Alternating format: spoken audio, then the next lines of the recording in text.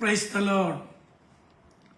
കർത്താവായ യേശു ക്രിസ്തുവിന്റെ വിലയേറിയ നാമത്തിൽ എന്നെ ശ്രദ്ധിക്കുന്ന എല്ലാ പ്രിയപ്പെട്ടവർക്കും പ്രാരംഭമായിട്ട് സ്നേഹവന്ദനങ്ങളെ അറിയിക്കുന്നു. വീണ്ടും ദൈവവചനവുമായി ഈ പ്രാർത്ഥനാധ്വനി പ്ലാറ്റ്ഫോമിൽ വരുവാൻ തക്കവണ്ണം കർത്താവ് നൽകി തന്ന വിലപ്പെട്ട അവസരത്തെ ഓർത്ത് ദൈവത്തെ സ്തുതിക്കുകയും കർത്താവിനെ മഹത്വപ്പെടുത്തുകയും ചെയ്യുന്നു. പ്രത്യേകിച്ച് പ്രാർത്ഥനാധ്വനി മീഡിയയുടെ ചെയർമാനായിരിക്കുന്ന പാസ്റ്റർ ബെൻസൺ ഡാനിയൽ അവറുകൾ, അദ്ദേഹത്തിന്റെ ഒപ്പം പ്രവർത്തിക്കുന്ന പ്രിയപ്പെട്ടവര്, വിവിധ രാജ്യങ്ങളിലെ വിവിധ കോണ്ടിനെന്റുകളില് പ്രവർത്തിക്കുന്ന പ്രാർത്ഥനാ സഹകാരികള്, എല്ലാവരെയും ഓർത്ത് ദൈവത്തെ സ്തുതിക്കുകയും കർത്താവിനെ മഹത്വപ്പെടുത്തുകയും ചെയ്യുന്നു. എനിക്ക് വളരെ സന്തോഷമുണ്ട്. കാരണം ലോകത്തിന്റെ നാനാഭാഗത്തു നിന്നായിട്ട് ഈ പ്രാർത്ഥനാധ്വനി പ്രയർ ഗ്രൂപ്പിലൂടെ അനേക പ്രിയപ്പെട്ടവരുടെ പ്രാർത്ഥനാ വിഷയങ്ങൾ കേൾക്കുവാനും അറിയുവാനും അവർക്ക് വേണ്ടി പ്രാർത്ഥിപ്പാനും തക്കവണ്ണം ഈ പ്ലാറ്റ്ഫോമിനെ ദൈവത്തിന്റെ പരിശുദ്ധാത്മാവ് ശക്തമായി ഉപയോഗിച്ചുകൊണ്ടിരിക്കുന്ന ദൈവകൃപകളെ ഓർത്ത് ദൈവത്തെ സ്തുതിക്കുകയും കർത്താവിനെ മഹത്വപ്പെടുത്തുകയും ചെയ്യുന്നു. കർത്താവിന്റെ ദാസൻ പാസ്റ്റർ ബെൻസൺ ഡാനിയലും അദ്ദേഹത്തിന്റെ ടീമും നാം എല്ലാവരും ഒന്നിച്ച് ചെയ്യുന്ന ഈ പ്രവർത്തനങ്ങളെ കർത്താവ് ധാരാളമായി അനുഗ്രഹിച്ചുകൊണ്ടിരിക്കുന്ന വൻകൃപകൾക്കായി ദൈവത്തെ സ്തുതിക്കുകയും കർത്താവിനെ മഹത്വപ്പെടുത്തുകയും ചെയ്യുന്നു. ഞാൻ മനസ്സിലാക്കിയിടത്തോളം നമ്മുടെ ഇന്നത്തെ ഈ ബ്രോഡ്കാസ്റ്റ് ടെലികാസ്റ്റ് എന്ന് പറയുന്നത് 559ാമത്തെ ടെലികാസ്റ്റ് ആണ് എന്ന് അറിയുന്നതിൽ വളരെ സന്തോഷമുണ്ട്.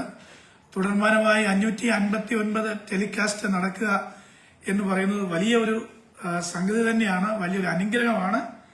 കർത്താവിന്റെ വിലപ്പെട്ട ദാസനെ അതിനായിട്ട് കർത്താവ് ഒരുക്കിയെടുക്കുന്ന വലിയ സംരംഭത്തെ ഓർത്ത് ദൈവത്തെ സ്തുതിക്കുകയും കർത്താവിനെ മഹത്വപ്പെടുത്തുകയും ചെയ്യുന്നു. നമ്മുടെ ഈ മാസത്തെ ചിന്താവിഷയം എന്ന് പറയുന്നത് ട്രസ്റ്റ് ഇൻ ദ ലോർഡ് എന്നുള്ള ആ പ്രധാനപ്പെട്ട അനുഗ്രഹിക്കപ്പെട്ട വിഷയമാണ്. ദൈവത്തിൽ ആശ്രയിക്കുക എന്നുള്ളത്. വാസ്തവത്തില് കർത്താവിന്റെ ദാസൻ ശുശ്രൂഷകരായിരിക്കുന്ന അല്ലെങ്കിൽ ദൈവവചനം പ്രസംഗിക്കുവാനായിട്ട് താല്പര്യത്തോടെ ആയിരിക്കുന്ന ഞങ്ങളെ ഒരു ചെറിയ കുരുക്കിനകത്ത് കൊണ്ടുവന്ന് ചാടിച്ച ഒരു വിഷയമാണ് എന്ന് വേണമെങ്കിൽ പറയാം. കാരണം എത്ര ചിന്തിച്ചാലും എത്ര പറഞ്ഞാലും എത്ര തീർത്താലും തീരാത്ത ഒരു ബൃഹത്തായ സബ്ജക്റ്റാണ് ട്രസ്റ്റ് ഇൻ ദ ലോർഡ് എന്നുള്ളത്. ദൈവത്തിന് സ്തോത്രം. എത്ര പ്രസംഗിച്ചാലും മതിയാകത്തില്ല. അപ്പം പ്രസംഗരെ സംബന്ധിച്ചിടത്തോളം പല തരത്തിലുള്ള ഡൈമെൻഷനിലേക്ക് പോകത്തക്കവണ്ണമുള്ള ഒരു വിഷയമാണ് കർത്താവിന്റെ ദാസൻ നമുക്ക് നൽകി തന്നിരിക്കുന്നത്. കർത്താവിന്റെ ദാസന് പ്രത്യേക നന്ദി ആ കാര്യത്തിൽ അറിയിക്കുന്നു. ഞാൻ ഇന്നത്തെ ചിന്താവിഷയമായിട്ട് എടുത്തിരിക്കുന്നത് എബ്രായ ലേഖനം 2-ാമത്തെ അധ്യായത്തിന്റെ 13ാമത്തെ വാക്യമാണ്. നമുക്ക് എല്ലാവർക്കും വളരെ സുപരിചിതമായ ഒരു വേദഭാഗമാണ് എബ്രായ ലേഖനം 2-ാം അധ്യായത്തിന്റെ 13ാമത്തെ വാക്യം. നിങ്ങളുടെ എല്ലാവരുടെയും ശ്രദ്ധയ്ക്കായിട്ട് അതിവിടെ വായിക്കുവാൻ തക്കവണ്ണം ആഗ്രഹിക്കുന്നു. ഞാൻ നിന്റെ നാമത്തെ എന്റെ സഹോദരന്മാരോട് കീർത്തിക്കും, സഭാമധ്യേ ഞാൻ നിന്നെ സ്തുതിക്കും എന്നും ഞാൻ അവനിൽ ആശ്രയിക്കുമെന്നും ഇതാ ഞാനും ദൈവം എനിക്ക് തന്ന മക്കളും എന്നും പറയുന്നു. മതി. ദൈവത്തിന് സ്തോത്രം. 12-13 വാക്യങ്ങൾ ചേർത്താണ് വായിച്ചത്. ഞാൻ നിന്റെ നാമത്തെ എന്റെ സഹോദരന്മാരോട് കീർത്തിക്കും, സഭാമധ്യേ ഞാൻ നിന്നെ സ്തുതിക്കും. അടുത്തത്, എന്നും ഞാൻ അവനിൽ ആശ്രയിക്കും എന്നും ഇതാ ഞാനും ദൈവം എനിക്ക് തന്ന മക്കളും എന്ന് പറയുന്നു. നമുക്ക് എബ്രായ ലേഖനത്തിന്റെ പശ്ചാത്തലം ഒന്നും എടുത്ത് പറയുവാനോ പ്രസംഗിക്കാനോ ഉള്ള സമയം എടുക്കാനായിട്ട് ആഗ്രഹിക്കുന്നില്ല. എബ്രായ ലേഖനം വളരെ വിലപ്പെട്ട ഒരു ലേഖനമാണ്. നമുക്കറിയാം, പൗലോസിനാൽ മിക്കവാറും എല്ലാവരും വിശ്വസിക്കുന്നത് പൗലോസിനാൽ എഴുതപ്പെട്ട ഈ അനുഗ്രഹിക്കപ്പെട്ട ദൈവവചനം അല്ലെങ്കിൽ അനുഗ്രഹിക്കപ്പെട്ട ലേഖനം ഏറ്റവും പ്രധാനപ്പെട്ട ലേഖനങ്ങളിൽ ഒന്നാണ്. യേശുക്രിസ്തു ആണ് സുപ്രീം ബീയിങ്, എല്ലാവരെക്കാൾ ഉന്നതൻ എന്ന് പഠിപ്പിക്കുന്ന എബ്രായ ലേഖനം. ദൈവത്തിന് സ്തോത്രം. മോശയേക്കാൾ വലിയവനാണ്, മെൽക്കിസേദെക്കിനേക്കാൾ വലിയവനാണ്, പഴയ നിയമത്തെക്കാൾ വലിയവനാണ്, പ്രമാണങ്ങളെക്കാൾ വലിയവനാണ് എന്നിങ്ങനെ യേശുക്രിസ്തു ആരാണ് എന്ന് ഉയർത്തിക്കാട്ടുന്ന ഈ എബ്രായ ലേഖനം അങ്ങോട്ട് ആരംഭിക്കുമ്പോൾ 2-ാമത്തെ അധ്യായത്തിലേക്ക് വരുമ്പോൾ യേശുക്രിസ്തുവിനെ കുറിച്ച് 2 പ്രധാനപ്പെട്ട കാര്യങ്ങൾ പറയുന്നുണ്ട്. ഒന്ന്, യേശുക്രിസ്തു മരണം ആസ്വദിച്ചു. 2-ാമത്തെ അധ്യായത്തിന്റെ 9-ാമത്തെ വാക്യം. അവൻ മരണം ആസ്വദിച്ചു. അതിനുശേഷം താഴോട്ട് വായിക്കുന്നുണ്ട്, യേശു മരണം അനുഭവിച്ചു. ഇത് രണ്ടും 2 പെർസ്പെക്റ്റീവിലാണ് കർത്താവിൻ ദാസൻ ഉപയോഗിച്ചിരിക്കുന്നത്. മരിച്ചു, മൺമറഞ്ഞു എന്ന് സകല മനുഷ്യരെ കുറിച്ചും പറയുമ്പോൾ യേശുക്രിസ്തുവിനെ കുറിച്ച് പറയാണ്, യേശു കർത്താവ് മരണം ആസ്വദിച്ചു. ഹി ടേസ്റ്റഡ് ഡെത്ത് എന്നാണ് നമുക്ക് അവിടെ കാണുവാൻ ഗുണം ഇടയായിത്തീരുന്നത്. യേശുക്രിസ്തു മരിക്കുകയല്ലായിരുന്നു, മരണം എന്താണ് എന്ന്, അല്ലെങ്കിൽ മനുഷ്യൻ മരിച്ചാൽ എന്തായി തീരും എന്ന് തന്റെ ജീവിതത്തിൽ അത് ആസ്വദിച്ച് അറിയുകയായിരുന്നു. ഇതുവരെയും ഒരു മനുഷ്യനും മരണം ആസ്വദിച്ചിട്ടില്ല, മരിച്ചിട്ടേ ഉള്ളൂ. രണ്ടാമത്, യേശുക്രിസ്തു മരണം അനുഭവിക്കുകയായിരുന്നു. ഇതുവരെയും മരണത്തിന്റെ തീവ്രത അനുഭവിച്ചിട്ടുണ്ട് മനുഷ്യൻ, പക്ഷെ മരണം ആസിറ്റീസ് അനുഭവിക്കുവാൻ ഗുണം കഴിഞ്ഞിട്ടില്ല. അതെ, ഈ 2 കാര്യങ്ങളും യേശുക്രിസ്തുവിന് മാത്രം സാധ്യമായിട്ടുള്ള വിഷയമാണ് എന്നാണ് പൗലോസ്ലീഹ വെളിപ്പാടിന്റെ ആധിക്യത്തിൽ തന്റെ ശ്രേഷ്ഠകരമായ ദാർശനികതയിൽ നിന്നുകൊണ്ട് നമ്മെ ഓർപ്പിക്കുന്നത്. ദൈവത്തിന് സ്തോത്രം. അങ്ങനെ യേശുക്രിസ്തു എല്ലാവരെക്കാട്ടിലും ശ്രേഷ്ഠനും ഉന്നതനും മാന്യനുമായിരിക്കുന്നു എന്ന് പറഞ്ഞിട്ട് താഴോട്ട് വരുന്ന ഉടനെ യേശുക്രിസ്തു പറയുന്ന, അല്ലെങ്കിൽ യേശുക്രിസ്തുവിനെ കുറിച്ച് പറയുന്ന 2 കാര്യങ്ങളാണ് പറയുന്നത്. ഞാൻ അവനിൽ ആശ്രയിക്കും എന്നും, ഇതാ ഞാനും ദൈവം എനിക്ക് തന്ന മക്കളും എന്നും പറയുന്നു. ഈ വാക്യങ്ങളെ നമ്മൾ ശരിക്കും അനലൈസ് ചെയ്യുമ്പോൾ ഇത് പഴയ നിയമത്തിലെ 2 വാക്യങ്ങൾ കൂട്ടിച്ചേർത്ത് എടുത്ത ഒറ്റ വാക്യമാക്കിയതാണ് എന്ന് നമുക്ക് കാണുവാനായിട്ട് സാധിക്കുന്നുണ്ട്. ആ 2 വാക്യങ്ങൾ ഞാൻ നിങ്ങളെ ഓർമ്മിപ്പിക്കാം. 1-ാമത്തെ വാക്യം എന്ന് പറയുന്നത് 2 ശമൂവേലിന്റെ പുസ്തകം 22-ാമത്തെ അധ്യായത്തിന്റെ 3-ാമത്തെ വാക്യമാണ്. 2 ശമൂവേലിന്റെ പുസ്തകം 22-ാമത്തെ അധ്യായത്തിന്റെ 3-ാമത്തെ വാക്യം. അവിടെ നാം ഇങ്ങനെ വായിക്കുന്നു, പാറയായ ദൈവം, അവനിൽ ഞാൻ ആശ്രയിക്കും. എന്റെ പരിചയം എന്റെ രക്ഷിതായ കൊമ്പും എന്റെ ഗോപുരവും എന്റെ സങ്കേതവും തന്നെ. എന്റെ രക്ഷിതാവേ, നീ എന്നെ സാഹസത്തിൽ നിന്ന് രക്ഷിക്കുന്നു. ഇത് ദാവീദ് പാടിയ ഒരു സങ്കീർത്തനമാണ് 22-ാമത്തെ അധ്യായം എന്ന് പറയുന്നത്. അതിൽ നിന്ന് ഒരു വാക്യം എടുത്തിട്ട് ആ വാക്യത്തിന്റെ ഒരു ഭാഗം അടർത്തി പൗലോസ് എടുത്തു മാറ്റി. അതെങ്ങനെയാണ്? എന്റെ പാറയായ ദൈവം, അവനിൽ ഞാൻ ആശ്രയിക്കും. അപ്പൊ ആശ്രയിക്കുക എന്ന് പറയുന്ന ആ ഒരു വാക്യത്തിനകത്ത് ഏറ്റവും പ്രധാനമായിട്ട് ഒരു സോളിഡാരിറ്റി, ഒരു ഉറപ്പ്, ഒരു ഫൗണ്ടേഷൻ നമുക്ക് കാണുവാനായിട്ട് സാധിക്കുന്നുണ്ട്. അതവിടെ നമ്മൾ വായിക്കുന്ന പറഞ്ഞാൽ ആ ഫൗണ്ടേഷനെ, ആ സോളിഡാരിറ്റിയെ നമ്മൾ അവിടെ കാണുന്നത് പല വാക്യങ്ങളിൽ ഏറ്റവും പ്രധാനമായിട്ട് പറയുന്നത് എന്റെ ഗോപുരം, എന്റെ രക്ഷിതാവ്. അപ്പൊ ഗോപുരം എന്ന് പറയുന്ന ഒരു അക്ഷരീക അല്ലെങ്കിൽ ഐഹിക വിഷയമാണ് എങ്കിൽ എന്റെ രക്ഷിതാവേ എന്ന് പറയുമ്പോൾ അതിനകത്ത് ഒരു വ്യക്തി ഇറങ്ങി വന്ന് വിടിവിക്കുന്ന അതിമഹത്തായ ഒരു സംരംഭം നമുക്ക് അവിടെ കാണുവാനായിട്ട് സാധിക്കുന്നുണ്ട്. ദൈവത്തിന് സ്തോത്രം.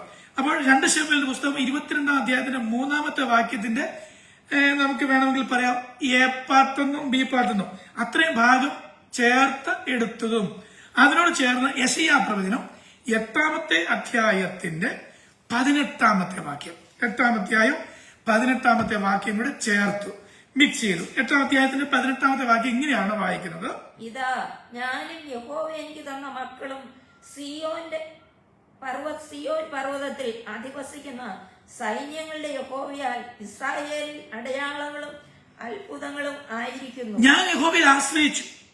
ഞാൻ യഹോവയിൽ ആശ്രയിച്ചതുകൊണ്ട് എന്ത് സംഭവിച്ചു? യഹോവ എനിക്ക് തലമുറകളെ തന്നു, എനിക്ക് യഹോവ മക്കളെ തന്നു. ആ മക്കളും ഞാനും സിയോൻ പർവ്വതത്തിൽ അധിവസിക്കുന്ന സൈന്യങ്ങളുടെ യഹോവയാൽ ഇസ്രയേലിൽ അടയാളങ്ങളും അത്ഭുതങ്ങളുമായിരിക്കുന്നു. വാസ്തവത്തിൽ ഇത് 1000 ആണ്ട് വാഴ്ചക്കാലത്ത് നടക്കുന്ന ഒരു സംഭവമാണ്. എങ്കിലും അതിന്റെ ആ ഡെപ്ത് നമ്മൾ രണ്ടും കൂടെ ചേർത്ത് പഠിക്കുമ്പോൾ വളരെ ആഴമുണ്ട് എന്ന് മനസ്സിലാക്കുവാൻ നമുക്ക് സാധിക്കുന്നുണ്ട്. എബ്രായ ലേഖനം 2-ാം അധ്യായത്തിലേക്ക് നമുക്ക് മടങ്ങി വരാം. എബ്രായ ലേഖനം 2-ാം അധ്യായത്തിന്റെ 12-ാമത്തെ 13-ാമത്തെ വാക്യത്തിലേക്ക് വരുമ്പോൾ ഇത് രണ്ടും കൂടെ ചേർന്ന് വരുമ്പോൾ, ഞാൻ അവനിൽ ആശ്രയിക്കുന്നു, ഞാൻ ദൈവത്തിൽ ആശ്രയിക്കുന്നു, അതുകൊണ്ട് എന്താണ്, ഇതാ യഹോവേ, ഞാനും ദൈവം എനിക്ക് തന്ന മക്കളും. എന്തൊരു കോൺഫിഡൻസ് ആണെന്നറിയാമോ, എന്തൊരു ധൈര്യമാണെന്നറിയാമോ. ആ പറച്ചിലിന്റെ മഹത്വം അതിശ്രേഷ്ഠമാണ്. അപ്പോൾ ഇത് നമ്മൾ ഇനിയും വിശകലനം ചെയ്ത് പഠിക്കുന്നതിന് മുൻപ് വാസ്തവത്തിൽ ഒരു മെസ്സേജിന് എന്നേക്കാൾ ഉപരി ഒരു സ്റ്റഡി എന്ന നിലയിലേക്ക് കൊണ്ടുവരാനായിട്ടാണ് ഞാൻ ആഗ്രഹിക്കുന്നത്. അതുകൊണ്ട് ഞാൻ പറയുന്ന കാര്യങ്ങൾ ദൈവമക്കൾ എല്ലാവരും വളരെ ആഴമായിട്ട് അത് ശ്രദ്ധിക്കണമേ എന്ന് ഞാൻ കർത്താവിന്റെ നാമത്തിൽ ഓർപ്പിക്കുന്നു. അപ്പോൾ ശ്രദ്ധിക്കേണ്ട വിഷയം എന്താണെന്ന് ചോദിച്ചാൽ, ഈ ഒരു ഭാഗം നമ്മൾ എടുക്കുന്നതിന് മുൻപ് ആശ്രയിക്കുക എന്നതിന് 1-2 ചെറിയ കാര്യങ്ങൾ നിങ്ങളുടെ ശ്രദ്ധയിലേക്ക് കൊണ്ടുവരാനായിട്ട് ഞാൻ ആഗ്രഹിക്കുന്നു. ഞാൻ ഈ മെസ്സേജ് തയ്യാറാക്കിക്കൊണ്ടിരിക്കുമ്പോഴേ ഒരു സംഭവ കഥ എന്റെ ശ്രദ്ധയിലേക്ക് വരുവാൻ ഗുണം വേണ്ടിയായിരുന്നു. അത് നമുക്കറിയാം, നമ്മളിപ്പം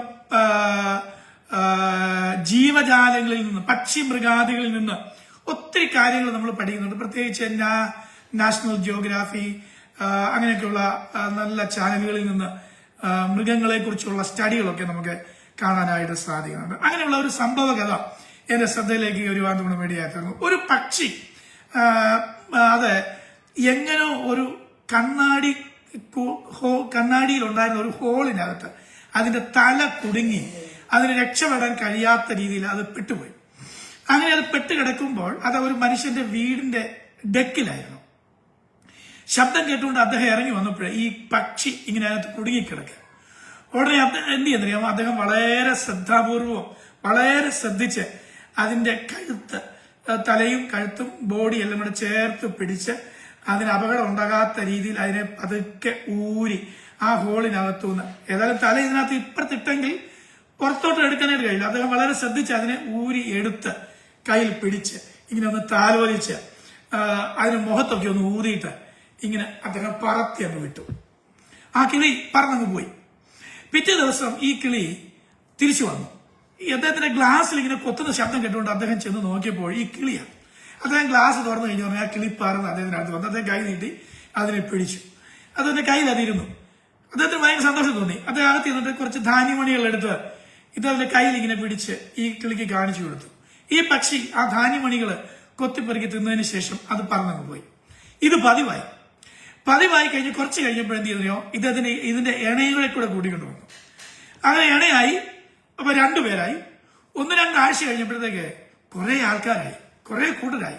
ചുരുക്കി പറഞ്ഞാൽ അദ്ദേഹത്തിന്റെ ആ ബാൽക്കണിയിൽ അല്ലെങ്കിൽ ആ ഡെക്കിൽ ഒരു 2 ആഴ്ച കൊണ്ട് കുറെ കിളികള് ഇങ്ങനെ കലബല കൂട്ടി അദ്ദേഹത്തെ നിത്യം സന്ദർശിക്കാൻ വരികയും അദ്ദേഹം ആ കിളികൾക്ക് ആഹാരം കൊടുക്കുകയും ചെയ്യുവാൻ ഇടയായി തീർന്നു. ഇതെന്നെ ചിന്തിപ്പിച്ചു. അതുകൂടാതെ ഞാൻ മറ്റൊരു വീഡിയോ ഇത് സംബന്ധമായിട്ട് കാണുവാൻ ഇടയായി തീർന്നു. അതെങ്ങനെയാണ്, അമേരിക്കയിലോ കാനഡയിലോ എവിടോ നടന്നൊരു സംഭവമാണ്. അവിടെ എൽക്ക് എന്ന് പറയുന്ന ഒരു തരം മാനുണ്ട്. വലിയ കൊമ്പുകളോടുകൂടിയ ആന്റ്ലേഷ് കൊമ്പുകളോടുകൂടിയ മാനുകൾ. ഒരു ദിവസം ഒരു മാന് ട്രാഫിക്കുള്ള ഒരു റോഡിലേക്ക് ഇറങ്ങി വന്നു. റോഡിലേക്ക് ഇറങ്ങി വന്നതിന് ശേഷം വാഹനങ്ങൾ തടഞ്ഞു നിർത്താൻ തുടങ്ങി. അങ്ങോട്ടും ഇങ്ങോട്ടും പരക്കം പാഞ്ഞിട്ട് വാഹനങ്ങൾ തടഞ്ഞു നിർത്തി. എല്ലാവരും പേടിച്ചുപോയി. അങ്ങനെ വാഹനങ്ങൾ തടഞ്ഞു നിർത്തി കൊമ്പിട്ട് ബഹളം വെക്കുക, അലറി ഉറക്കെ ശബ്ദം വെക്കുക ഒക്കെ ചെയ്ത് കഴിഞ്ഞു പറഞ്ഞാൽ ഒരു മനുഷ്യൻ എന്തോ കാറിന്റെ ഡോർ തുറന്ന് ഇറങ്ങി വെളിയിൽ വന്നിട്ട് ഇതിനെ ശ്രദ്ധിച്ചു കഴിഞ്ഞ ഉടനെ ഇദ്ദേഹം ഈ എൽക്ക് തലയാട്ടി റോഡ് ക്രോസ് ചെയ്ത് അപ്പുറത്താക്കി. ഈ മനുഷ്യൻ പുറകെ പോയി ചെന്ന് കഴിഞ്ഞപ്പോൾ അദ്ദേഹം വളരെ ദാരുണമായ ഒരു സംഭവമാണ് അവിടെ കാണുന്നത്. ഈ എൽക്കിന്റെ കൂടെ ഉണ്ടായിരുന്ന 2 എൽക്കുകൾ, 2 മാനുകള് ചതുപ്പിൽപ്പെട്ട മുങ്ങി താണുകൊണ്ടിരിക്കുക. 3 ഉണ്ടായിരുന്നു. അതിൽ 1 മുങ്ങി ചത്തു കഴിഞ്ഞു. 2 താണുകൊണ്ടിരിക്കുക. ഇതിനെ കണ്ടുകൊണ്ട് ഈ താണുകൊണ്ടിരിക്കുന്ന ഈ എൽക്കിനെ കണ്ടുകൊണ്ട് ഈ എൽക്ക് അതിന്റെ കാല് ഇങ്ങനെ ഉയർത്തി കാണിച്ചുകൊണ്ടിരിക്കുക. ഈ മനുഷ്യനെ അതിശയിച്ചു പോയി. അദ്ദേഹം ഓടി വന്ന് കൂട്ടുകാരെല്ലാം വിളിച്ച് മറ്റു വാഹനങ്ങളൊക്കെ തടഞ്ഞു നിർത്തി വന്നിട്ട് പറഞ്ഞു ഇങ്ങനെ ഒരു സംഭവം നടന്നിട്ടുണ്ട്, വരാൻ പറയാം. എല്ലാവരും കൂടെ ഓടി ചെന്നിട്ട് കയറൊക്കെ ഇട്ട എന്ത് ചെയ്ത ഈ താണു പോയിക്കൊണ്ടിരിക്കുന്ന ഈ 2 എൽക്കുകളെയും ദീർഘനേരത്തെ പരിശ്രമം കൊണ്ട് അതിന്റെ കൊമ്പിൽ ആന്റിലേഴ്സിൽ കയറിട്ട് കുരുക്കി പിടിച്ച് എടുത്ത് വലിച്ച് കയറ്റി ഈ വലിച്ചു കയറ്റുമ്പോൾ ഇതുങ്ങൾ കിടന്ന് അലറി വിളിക്കുന്നുണ്ട്. ഏതാണെങ്കിലും വലിച്ച് കയറ്റി പൊക്കി എടുത്ത് കരയിലിട്ട് കഴിഞ്ഞ് ഒന്ന് എല്ലാം കൂടെ ചാടി എഴുന്നേറ്റ്, കുറച്ചൊക്കെ കഴിഞ്ഞ് ഒന്ന് ചാടി എഴുന്നേറ്റ് ദേഹത്തെ ചെളിയെല്ലാം ഒന്ന് കുടഞ്ഞു കളഞ്ഞിട്ട് ഇതുങ്ങൾ ഓടി വൻകാട്ടിലേക്ക് പോകുവാൻ തോന്നും ഇടയായിത്തീർന്നു. ഈ രണ്ട് സംഭവങ്ങളും കർത്താവിന്റെ ഈ വിഷയം എനിക്ക് തന്നു കഴിഞ്ഞപ്പോൾ ഇതിനോട് ചേർത്ത് ഞാൻ ചിന്തിക്കുവാൻ തോന്നും ഇടയായിത്തീർന്നു. ഇവിടെ നമ്മൾ ശ്രദ്ധിക്കേണ്ട ഒന്ന് രണ്ട് കാര്യങ്ങളുണ്ട്. കാര്യം എന്താ ചോദിച്ചാല്, ഈ ഉൽപ്പത്തി പുസ്തകം എടുത്ത് വായിക്കേണ്ട ആവശ്യമില്ല, നിങ്ങൾക്ക് എല്ലാവർക്കും അറിയാവുന്നതുകൊണ്ട് ഞാൻ ആ ഭാഗത്തേക്ക് വരുന്നില്ല. ഉൽപ്പത്തി പുസ്തകം 9-ാമത്തെ അധ്യായത്തിന്റെ 2-ാമത്തെ വാക്യത്തില് നോഹയെ ദൈവം അനുഗ്രഹിക്കുമ്പോൾ നോഹയോട് പറയുന്നുണ്ട്, ഭൂമിയിലുള്ള സകല ജീവജാലങ്ങളും പക്ഷികളും മൃഗങ്ങളും എല്ലാം അവ നിന്നെ പേടിക്കും, നിന്നെ ഭയപ്പെടും, നിന്നെ കാണുന്ന മാത്രയിൽ തന്നെ അവയ്ക്ക് ഒരു നടുക്കം ഉണ്ടാകും എന്ന് പറഞ്ഞ ഒരു സംഭവം നമുക്ക് ഉൽപ്പത്തി പുസ്തകം 9-ാം അധ്യായത്തിന്റെ 2-ാമത്തെ വാക്യത്തിൽ കാണുന്നുണ്ട്. ഉൽപ്പത്തി പുസ്തകം 1-ാം അധ്യായത്തിൽ നമ്മൾ വായിക്കുന്നുണ്ട്, സകല ജീവജാലങ്ങളെയും അടക്കി ഭരിക്കുവാനും അടക്കി വാഴുവാനുമാണ് ദൈവം ഈ മൃഗങ്ങളെ ആക്കി വെച്ചിരിക്കുന്നത്. എങ്കിലും ഇവിടെ രണ്ട് സംഭവങ്ങളിൽ ഈ ജീവജാലങ്ങൾ വന്ന് മനുഷ്യന്റെ സഹായമാണ് തേടുന്നത്, അല്ലെങ്കിൽ മനുഷ്യനിലേക്കാണ് വരുന്നത്. അപ്പം ഇതിനകത്ത് ഞാൻ അല്പം ഒന്ന് ചിന്തിക്കുവാൻ നമ്മൾ ഇടയായി തീർന്നു. ആദ്യത്തെ സംഭവത്തില് ആ കിളി സ്വന്തം അനുഭവത്തിലൂടെ ചില കാര്യങ്ങൾ മനസ്സിലാക്കി. എന്താ പറയുക, ഞാൻ കുടുങ്ങിക്കിടന്ന സ്ഥാനത്ത് നിന്ന് എന്നെ ഈ മനുഷ്യൻ രക്ഷിച്ചു, അതുകൊണ്ട് ഇദ്ദേഹത്തെ എനിക്ക് വിശ്വസിക്കാം എന്ന് പറഞ്ഞാൽ അതിനകത്ത് ഫെയ്ത്ത് എന്നുള്ളതിനേക്കാൾ ഉപരി അവിടെ വരുന്ന വാക്ക് ട്രസ്റ്റ് എന്ന് ഞാൻ കൊണ്ടുവരാനായിട്ട് ആഗ്രഹിക്കുന്നു. I can trust this fellow, എന്നെ ഇതിൽ നിന്ന് രക്ഷിച്ചത് കൊണ്ട് എനിക്ക് ഈ മനുഷ്യനെ വിശ്വസിക്കാം. അതുകൊണ്ട് ആ മനുഷ്യനിൽ ഒരു കോൺഫിഡൻസ് ഉണ്ടാകുവാൻ തുടങ്ങണം. ആ കിളിക്ക് ഒരു കോൺഫിഡൻസ് ഉണ്ടാകാനായിട്ട് ഇടയായിരുന്നു. രണ്ട്, ഈ മനുഷ്യനെ കുറിച്ച് നമ്മൾ പറഞ്ഞല്ലോ, ഉൽപ്പത്തി പുസ്തകം 9-ാമത്തെ അധ്യായത്തിന്റെ 2-ാമത്തെ വാക്യത്തിൽ പറഞ്ഞു, മനുഷ്യനെ കാണുന്ന മാത്രയിൽ തന്നെ സകല ജീവകളും പേടിപ്പിക്കും. നമുക്കറിയാം, നമ്മൾ കാട്ടിലൂടെ ഒക്കെ യാത്ര ചെയ്യുന്ന പറഞ്ഞാൽ, അല്ലെങ്കിൽ ഫീൽഡിലൂടെയൊക്കെ ഇറങ്ങി ചെല്ലുന്ന നമ്മളെ കാണുന്ന മാത്രയിൽ തന്നെയാണ് കാട്ടുജീവികളും വന്യമൃഗങ്ങളും ഒക്കെ ഞെട്ടിത്തെറിച്ചിട്ട് ഒന്നിലോടിപ്പോവും, അല്ലെങ്കിൽ കിളികൾ പറന്ന പോകുന്നത്. പക്ഷെ ഈ കിളി എന്ത് ചെയ്യുന്നില്ല, നടുങ്ങുന്നില്ല, പേടിക്കുന്നില്ല. എന്താണെന്നറിയാമോ, അത് വളരെ ശാന്തമായിട്ട് ഇതിനെ രക്ഷിച്ച് എടുത്ത് മുഖത്ത് ഊതി താലോലിച്ച് അതിനെ പറത്തി വിട്ടിരിക്കുക. അപ്പോഴെന്ത് സംഭവിച്ചു, അതിന്റെ പേടി മാറാനായിട്ട് ഇടയായിരുന്നു. അപ്പൊ രണ്ട് കാര്യം ബോധ്യമായി. ഒന്ന്, എനിക്ക് ഈ മനുഷ്യനെ വിശ്വസിക്കാം, I can trust, I can have confidence in this man. Number 2, എനിക്ക് ഭയമില്ല, അദ്ദേഹം എന്നെ കൊല്ലത്തില്ല, എന്നെ പിടിച്ച് കൂട്ടിനകത്ത് അടയ്ക്കത്തില്ല, എന്നെ തടവുകാരനാക്കത്തില്ല എന്നുള്ള ആ പേടി മാറുവാന്റെ ഗുണം ഇടയായിത്തീർന്നു. അതുകൊണ്ടാണ് ആദ്യത്തെ ദിവസം അദ്ദേഹത്തെ കാണാൻ വേണ്ടി വന്നു കഴിഞ്ഞ അല്പം ധാന്യമണികൾ ഇട്ടുകൊടുത്തു കഴിഞ്ഞ ആ പക്ഷി അത് കൊത്തി തിന്നിട്ട് പോയി. അപ്പൊ പിറ്റേ ദിവസം വീണ്ടും വരുമ്പോൾ ഇത് രണ്ടുമില്ല, മൂന്നാമത് ഒരു ഭാഗം കൂടെ വരിക. എന്താ അറിയാമോ, ഒരു പ്രതീക്ഷയുണ്ട്. എന്നറിയാമോ, ഞാൻ ആ മനുഷ്യന്റെ അടുത്ത് ചെല്ലുവാണെങ്കിൽ എനിക്ക് 2 ധാന്യമണികൾ തരും എന്നൊരു പ്രതീക്ഷയുണ്ട്. അപ്പം മൂന്നാമത്തെ ദിവസം വരുമ്പോൾ, അല്ലെങ്കിൽ അടുത്ത ദിവസം വരുമ്പോൾ പ്രതീക്ഷയോടെ വരുന്നേ. എന്താണ്, ഞാൻ അവിടെ ചെന്നാൽ എനിക്ക് കൊത്തിക്കൊറിക്കാനായിട്ട് 2 ധാന്യമണികൾ അദ്ദേഹം നൽകി തരും. അങ്ങനെ അദ്ദേഹം ഈ കിളിക്ക് ധാന്യമണികൾ കൊടുത്തു കഴിഞ്ഞു പറഞ്ഞ് പിറ്റേ ദിവസം കൂട്ടുകാരിയോട് പറഞ്ഞു, നമുക്ക് ഇവിടം വരെ പോകാം, അവിടെ ചെന്നാൽ ഒരു നല്ല മനുഷ്യനുണ്ട്. അല്ല, ഞാൻ വരത്തില്ല, ഭയപ്പെടണ്ട, പേടിക്കണ്ട, അവിടെ വന്ന് നോക്ക്, അവിടെ വന്നാൽ നിനക്ക് ഭക്ഷണം കിട്ടും എന്ന് പറഞ്ഞ് വിളിച്ചുകൊണ്ട് വന്നു. ചുരുക്കി പറഞ്ഞാൽ 1-2 ആഴ്ച കൊണ്ട് ആ ഏരിയ, ആ ഡെക്ക് മുഴുവനും കിളികൾ കൊണ്ട് നിറഞ്ഞു എന്ന് പറഞ്ഞാൽ എല്ലാവരുടെയും ഭയം മാറി, എല്ലാവരുടെയും ഭീതി മാറി, എല്ലാവർക്കും ആ മനുഷ്യനിൽ ഒരു കോൺഫിഡൻസ് ഉണ്ടാകുവാൻ തോന്നും ഇടയായിരുന്നു. എന്നാൽ എൽക്കിനെ കുറിച്ച് നമ്മൾ ചിന്തിക്കുകയാണെങ്കിൽ, എൽക്ക് ചിന്തിക്കുന്ന ഒരു കാര്യമുണ്ട്, ഈ ചെളിയിൽ നിന്ന് ഞങ്ങളെ രക്ഷിച്ചെടുക്കുവാൻ മനുഷ്യർക്കല്ലാതെ വേറെ ആരെ കൊണ്ടും കഴിയത്തില്ല. അതിന് ഞാൻ കണ്ട 2 ന്യായങ്ങളാണ്. ഒന്നുകിൽ ഈ മനുഷ്യര് ഇതുപോലെയുള്ള ജീവികളെ ചെളിക്കുഴിയിൽ നിന്ന് രക്ഷിക്കുന്നത് ഈ എൽക്ക് ദൂരെ നിന്ന് എവിടെന്നെങ്കിലും കണ്ടു കാണും, പണ്ട് എവിടെന്നെങ്കിലും കണ്ടു കാണും, അല്ലെങ്കിൽ അങ്ങനെ രക്ഷപ്പെട്ട ജീവികൾ ഇതിനോട് പറഞ്ഞു കാണും. അതുമല്ലെങ്കിൽ ഈ മൃഗങ്ങൾക്ക് കൊടുത്തിട്ടുള്ള വിശേഷ ബുദ്ധി എന്ന് പറയുന്ന ഒരു കാര്യമുണ്ട്, വിശേഷ ബുദ്ധി. ആ വിശേഷ ബുദ്ധി ഇതിനോട് പറഞ്ഞു, ഇവിടെ കിടന്നാൽ ചത്തുപോകത്തേ ഉള്ളൂ. അതുകൊണ്ട് മനുഷ്യരുടെ അടുക്കൽ ചെല്ല്, മനുഷ്യനോട് പറഞ്ഞാൽ മനുഷ്യൻ നിങ്ങളെ രക്ഷിക്കും എന്ന് പറഞ്ഞ് ആണ് മനുഷ്യരുടെ അടുക്കൽ വന്നത്. മനുഷ്യൻ എന്ത് ചെയ്തു? അതുങ്ങളെ രക്ഷിച്ചു. അപ്പോൾ ഈ രണ്ട് സംഭവങ്ങളിലും നമ്മൾ പൊതുവായി കാണുന്ന ഒത്തിരി കാര്യങ്ങളുണ്ട്. അതെല്ലാം ഒന്നും ഞാൻ ഇനി വിശദീകരിക്കാനായിട്ട് ആഗ്രഹിക്കുന്നില്ല. എന്നെ കേൾക്കുന്ന ദൈവമക്കളെ ഞാൻ ഇന്ന് രാത്രി ഓർപ്പിക്കുവാനായിട്ട് ആഗ്രഹിക്കുന്നത്,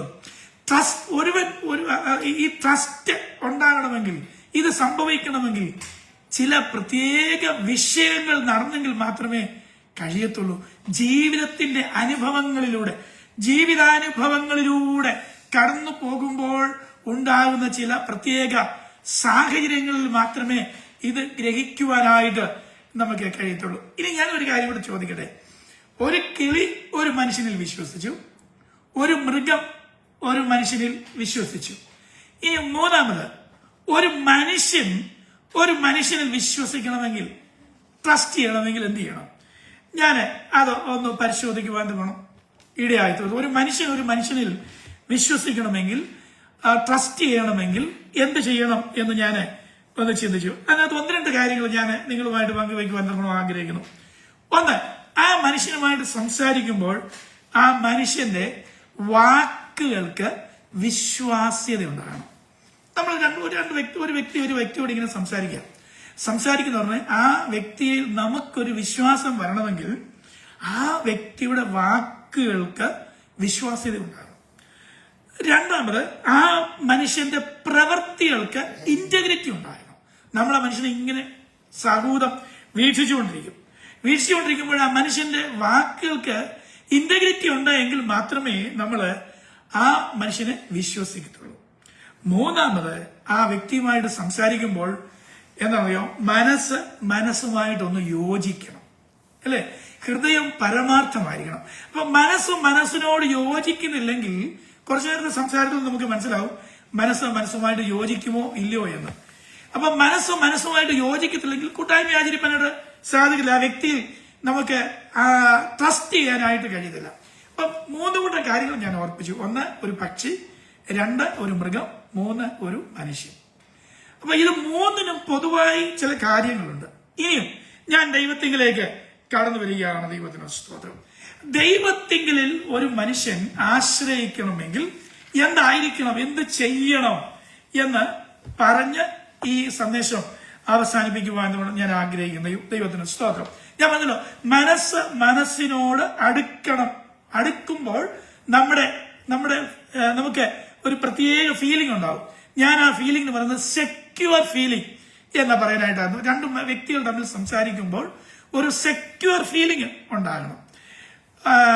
I feel I am safe എന്നൊരു ഫീലിംഗ് ഉണ്ടാകണം. അതിന്റെ വേറൊരു ഭാഗമാണ് ഭയം മാറുക എന്ന് ഞാൻ ആദ്യം പറഞ്ഞത്. ദൈവത്തിന് സ്തോത്രം. അത് തന്നെയല്ലേ ദാവീദ് പറയുവാൻ നമ്മൾ വേണ്ടിയായി തീർന്നത്. 2 ശമൂവേലിന്റെ പുസ്തകം 22-ാമത്തെ അധ്യായത്തിന്റെ 3-ാമത്തെ വാക്യത്തിലേക്ക് നമ്മൾ കടന്നു വരുമ്പോൾ അത് തന്നെയാണ് നമുക്ക് കാണുവാൻ നമ്മൾ വേണ്ടിയായി തീർന്നത്.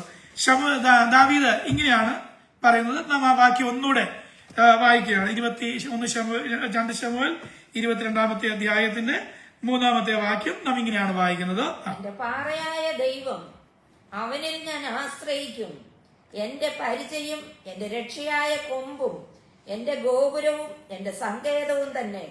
എന്റെ രക്ഷിതാവേ, നീ എന്നെ സാഹസത്തിൽ നിന്ന് രക്ഷിക്കുന്നു. അപ്പൊ ഈ ഭാഗം നമ്മൾ വായിക്കുമ്പോൾ നമുക്ക് അതിന്റെ ആ പശ്ചാത്തലം ശരിക്കും മനസ്സിലാവും. കാരണം അതിന്റെ 1-ാമത്തെ വാക്യത്തിൽ നിന്ന് വായിക്കുന്നുണ്ട്, യഹോവ ദാവീദിനെ സകല ശത്രുക്കളുടെ കയ്യിൽ നിന്നും ശൗലിന്റെ കയ്യിൽ നിന്നും വിടുവിച്ച ശേഷം അവൻ യഹോവയ്ക്ക് ഒരു സംഗീതം പാടി ചൊല്ലിയത് എന്നൊന്നാണ്. അപ്പോൾ വലിയ പ്രശ്നത്തിലൂടെ കടന്നുപോയ ഒരു വ്യക്തിയാണ്. അപ്പൊ ആ മനുഷ്യൻ എല്ലാത്തിന്റെ നടുവിൽ കടലൂടെ കടന്നുപോയിട്ട് ദൈവം നടത്തിയ ആ വഴികളെ കുറിച്ച് ഓർത്തിട്ട് പറയുകയാണ്, എന്റെ പാറയായ ദൈവം, അവനിൽ ഞാൻ ആശ്രയിക്കും. എന്നിട്ട് താഴോട്ട് പറയുന്നുണ്ട്, അവൻ എന്നെ സാഹസത്തിൽ നിന്ന് വിടുവിക്കുന്നൊക്കെ ഉണ്ട് എന്ന് പറഞ്ഞാൽ ഞാൻ അന്യായം ചെയ്യാതെ, ദോഷം ചെയ്യാതെ എന്ന് വേണമെങ്കിൽ ആ വാക്യത്തിന് അർത്ഥമുണ്ട്. ദാവീദിന് വേണമെങ്കിൽ പകരം ചെയ്യാമായിരുന്നു. പക്ഷെ അതൊന്നും ചെയ്യാതെ ദൈവം ദാവീദിനെ സൂക്ഷിക്കുവാൻ ഗുണം വേണ്ടിയായി തീർന്നു. നമ്മൾ യാക്കോബിനെ കുറിച്ച് വായിക്കുമ്പോൾ, യാക്കോബ് യോസേഫിന്റെ മക്കളെ അനുഗ്രഹിക്കുമ്പോൾ അവരെ പിടിച്ചു നിർത്തിയിട്ട് പറയുന്ന ഒരു വാക്യമുണ്ട്, എന്നെ സകല ദോഷങ്ങളിൽ നിന്നും വിടുവിച്ച ദൈവം ഈ കുഞ്ഞുങ്ങളെ അനുഗ്രഹിക്കുമാറാകട്ടെ. അവിടെ ദോഷം എന്ന വാക്കിന് 2 മീനിങ്ങാണ്. ഒന്ന്, എനിക്ക് സംഭവിക്കാമായിരുന്ന എല്ലാ ദോഷത്തിൽ നിന്നും ദൈവം എന്നെ വിടുവിച്ചു. എല്ലാ അനർത്ഥത്തിൽ നിന്നും, എല്ലാ പ്രശ്നത്തിൽ നിന്നും, എല്ലാ പ്രതിസന്ധികളിൽ നിന്നും എന്നെ ദൈവം എന്നെ വിടുവിച്ചു. അതൊരു മീനിങ്. രണ്ടാമത്തെ മീനിങ് എന്താണെന്ന് ചോദിച്ചാൽ, യാതൊരു ദോഷവും ചെയ്യാതെ വണ്ണം എന്റെ ദൈവം എന്നെ വിടുവിച്ചു. ഞാൻ ദോഷം ചെയ്യാതെ, ഞാൻ സാഹസം ചെയ്യാതെ, ഞാൻ പ്രശ്നം ഉണ്ടാക്കാതെ എന്റെ ദൈവം എന്നെ വിടുവിച്ചു. അപ്പോൾ ഇതിൽ നിന്നും നാം മനസ്സിലാക്കേണ്ടത്, ഈ സങ്കീർത്തന ഭാഗത്ത് നിന്ന്, ദാവീദിന്റെ ഈ വാക്കുകളിൽ നിന്ന് നാം മനസ്സിലാക്കേണ്ടത് എന്താണ് എന്ന് ചോദിച്ചാൽ, അവൻ എന്നെ സാഹസത്തിൽ നിന്ന്, എല്ലാ ദോഷത്തിൽ നിന്ന് വിടുവിക്കുവാൻ തവണം ഇടയായ ദൈവമാണ്. ദൈവത്തിന് സ്തോത്രം. ഞാൻ ഈ ഭാഗം ചിന്തിച്ചപ്പോൾ എന്റെ ശ്രദ്ധയിൽ വന്ന 1-2 കാര്യങ്ങളിലൂടെ വേഗത്തിൽ നിങ്ങളുമായിട്ട് പങ്കുവെക്കുവാൻ തവണം ഞാൻ ആഗ്രഹിക്കുന്നു. 2 ശമൂവേലിന്റെ പുസ്തകം 22-ാം അധ്യായത്തിന്റെ 3-ാമത്തെ വാക്യത്തിൽ ആശ്രയിക്കുന്നു എന്നതിന് ഉപയോഗിച്ചിരിക്കുന്ന വാക്ക് ഇംഗ്ലീഷിൽ ഐ ട്രസ്റ്റ് ഇൻ യു എന്നാണ് KJVയിലും ഡാർബി ട്രാൻസ്ലേഷനിലും ഒക്കെ ഉപയോഗിച്ചിരിക്കുന്നത്. മറ്റു ചില ട്രാൻസ്ലേഷനിൽ I take my refuge in you എന്നാണ് കാണുന്നത്. അവിടെ കുറച്ചുകൂടെ ക്ലിയർ ആവുന്നത്, എല്ലാ അർത്ഥം ഒന്ന് തന്നെയാണെങ്കിലും എന്റെ ആശ്രയം, റെഫ്യൂജ്, ഷെൽട്ടർ ദൈവത്തിൽ വെച്ചിരിക്കുന്ന ദൈവത്തിന് സ്തോത്രം. അപ്പോൾ മൂലഭാഷയാകുന്ന എബ്രായ വാക്ക് നാം എടുത്തു പഠിക്കുമ്പോൾ to seek refuge, flee for protection, make refuge, have hope in, ഇങ്ങനെയുള്ള ചില കാര്യങ്ങളാണ് നമുക്ക് ഇതിനകത്ത് നിന്ന് മനസ്സിലാക്കുവാൻ ഇടയായിത്തീരുന്നു. ഒന്ന്, ടു സീക്ക് റെഫ്യൂജ് എന്ന് പറഞ്ഞാൽ ഞാനൊരു സങ്കേതത്തിനായി വരുന്നു. 1. 2, ഫ്ലീ ഫോർ പ്രൊട്ടക്ഷൻ, ഒരു സംരക്ഷണത്തിനായി ഞാൻ ഓടി വരുന്നു. 3, മേക്ക് റെഫ്യൂജ്, അത് തന്നെയാണ് ഒരു സങ്കേതം, ഒരു ഒളിയിടത്തിനായിട്ട് ഞാൻ ഓടി വരുന്നു. 4, ഹാവ് ഹോപ്പ് ഇൻ, അതായത് എനിക്കൊരു പ്രതീക്ഷയുണ്ട്, എനിക്കൊരു പ്രത്യാശയുണ്ട്. ദൈവത്തിന് സ്തോത്രം. അപ്പൊ ഇത് നമ്മൾ ചിന്തിക്കുമ്പോൾ എന്തുകൊണ്ട് ദൈവത്തിൽ നമ്മൾ ആശ്രയിക്കും, ഇങ്ങനെയുള്ള കാര്യങ്ങളൊന്നും ഞാൻ ആദ്യമേ പറഞ്ഞു.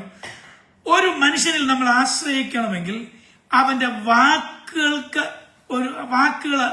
ശരിയായിരിക്കണം. അവന്റെ വാക്കുകളെ നമ്മൾ ആദ്യം ഒന്ന് വിശ്വസിക്കണം. നമുക്ക് നോക്കാം. 33-ാം സങ്കീർത്തനത്തിന്റെ 9-ാമത്തെ വാക്യത്തിലേക്ക് നമ്മൾ കടന്നു വരുമ്പോൾ അവിടെ നാം ഇങ്ങനെ വായിക്കുന്നു.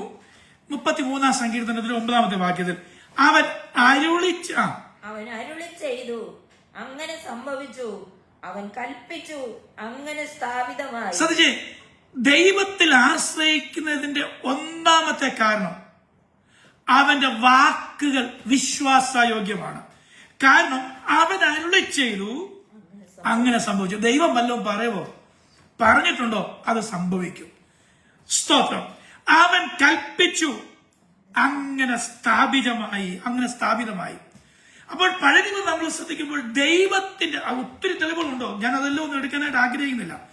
ദൈവത്തിന്റെ വാക്കുകൾ, അതിന് അധികാരമുണ്ട്, അതിന് ക്രിയേറ്റീവ് പവർ ഉണ്ട്, ക്രിയേറ്റിവിറ്റി ഉണ്ട്, സൃഷ്ടിക്കുവാനുള്ള കഴിവുണ്ട്. ദൈവത്തിന് സ്തോത്രം. അതുകൊണ്ട് ഇന്ന് രാത്രി എന്നെ ശ്രദ്ധിക്കുന്ന, എന്നെ കേൾക്കുന്ന പ്രിയപ്പെട്ടവരോട് എനിക്ക് പറയാനായിട്ടുള്ളത് എന്താണ് എന്ന് ചോദിച്ചാൽ, ദൈവമക്കളെ, നമുക്ക് ദൈവത്തിൽ ആശ്രയിക്കാം.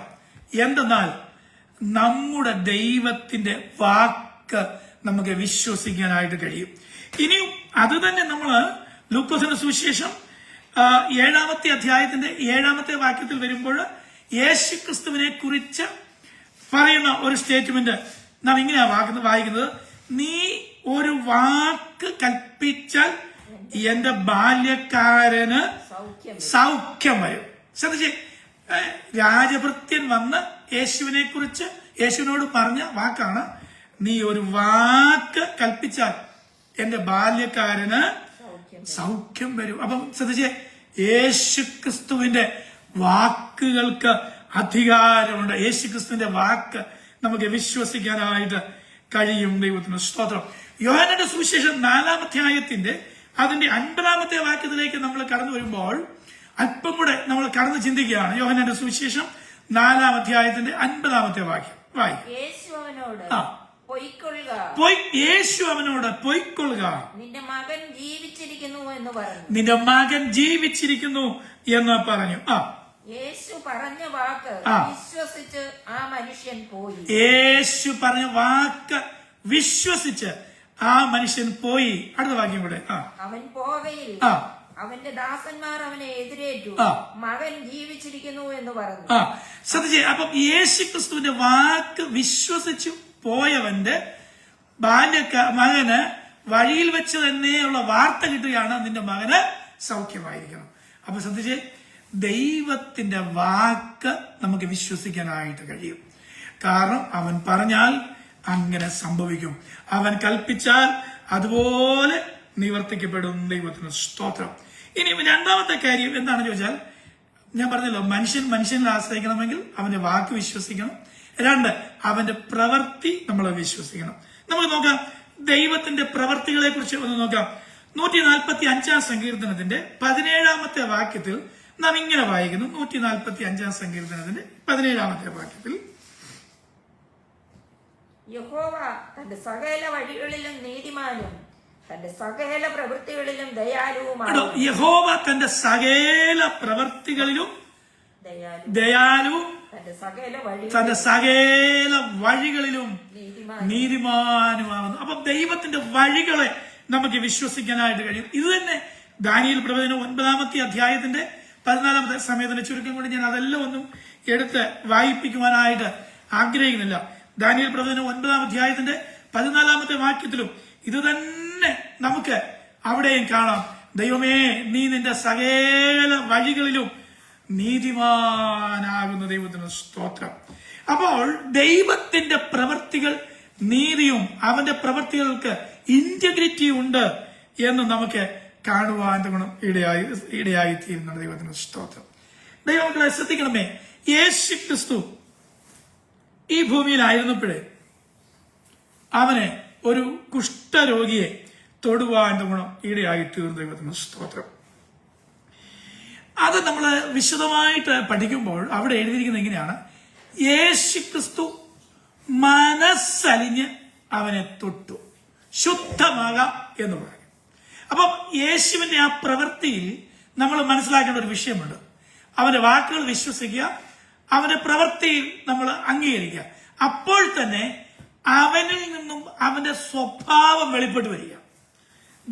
യേശുവിന്റെ സ്വഭാവം എന്താണെന്നറിയാമോ? മനസ്സലിയുന്ന ഒരു കർത്താവ്. ദൈവത്തിന് സ്തോത്രം.